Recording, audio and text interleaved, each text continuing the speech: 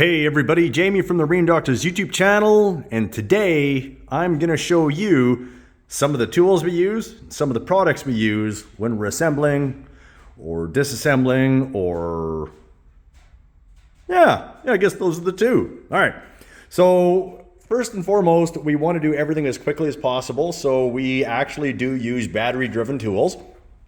These are by DeWalt. We've got a 3/8, half-inch, and an impact driver, and yes, with enough practice you can get really good at them and not snap off bolts. We do not torque with these. We use torque wrenches. All right, moving on. Mastercraft. The majority of our tools are Mastercraft, which come with a lifetime warranty from Canadian Tire up here in Canada, so that is what we use, and we've had great success with them. I don't think we really do too much for warranty with these. We tend to lose more and have to replace them for those reasons rather than breaking or damaging them. All right, let's see where to go to next. Assembly grease is what we use for our needle bearings when we put together power heads.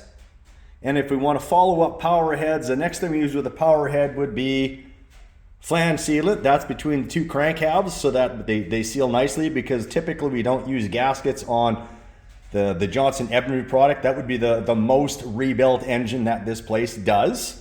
If we've got stuck on gaskets, sticking with our rebuilds and so on and so forth, we used CRC gasket clean.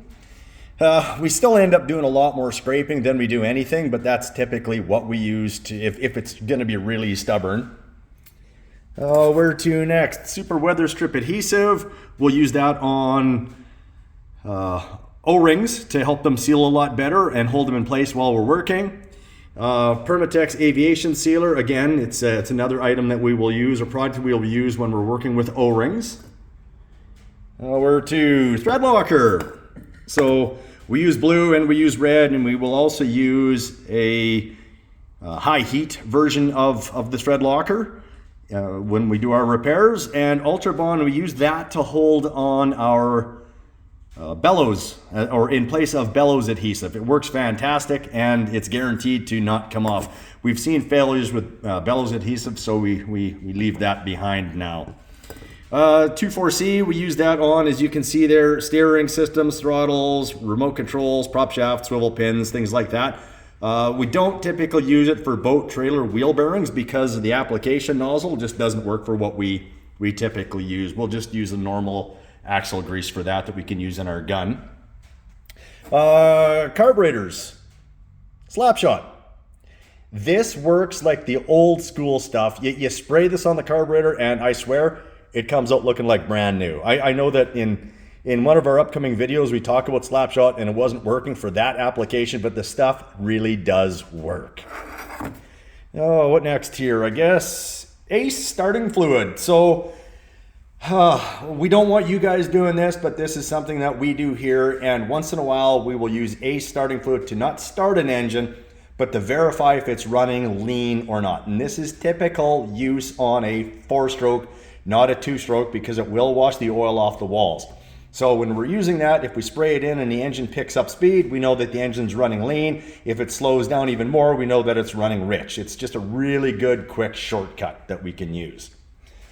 Spray 9, we use that after we make huge messes in people's boats by accident, of course. It's not something that we look to do, but we are typically looking to clean up after we sometimes get a little bit of grease in places or oil in places that it's not supposed to be. All right, so that's just a quick summary of some of the stuff that we do use here.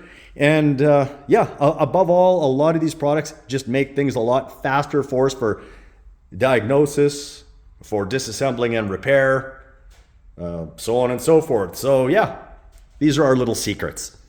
Anyway, this is Jamie from the Marine Doctor's YouTube channel, and like and subscribe. Thank you.